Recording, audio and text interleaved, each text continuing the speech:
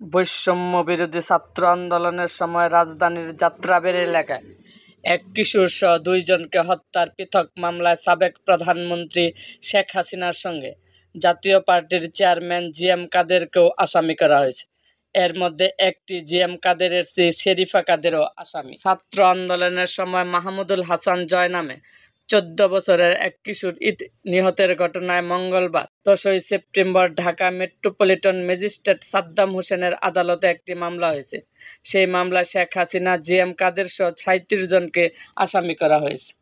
নিহত কিশোরের পূর্ব পরিচিত দাবিকারী রাজধানীর মোহাম্মদপুর থানায় 7 মসজিদ হাউজিংয়ের বাসিন্দা মোহাম্মদ রবিউল আওয়াল এই মামলা করেন।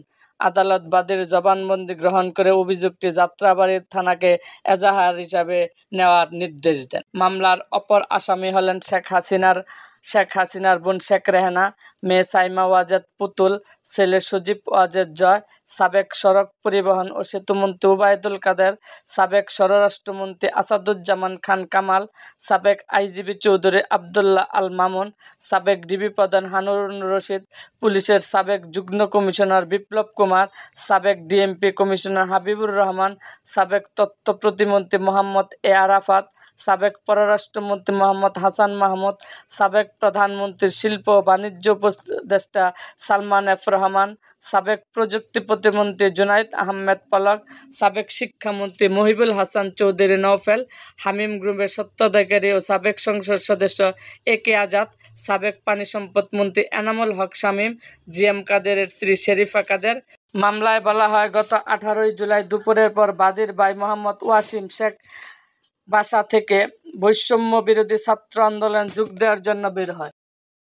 বিকাল 4:30টার দিকে ওয়াসিম শেখ যাত্রাবাড়ী থানাধীন কাজলা টুল প্লাজা সংলগ্ন পাকা রাস্তার উপর আন্দোলনকারীদের সঙ্গে যোগ দেন।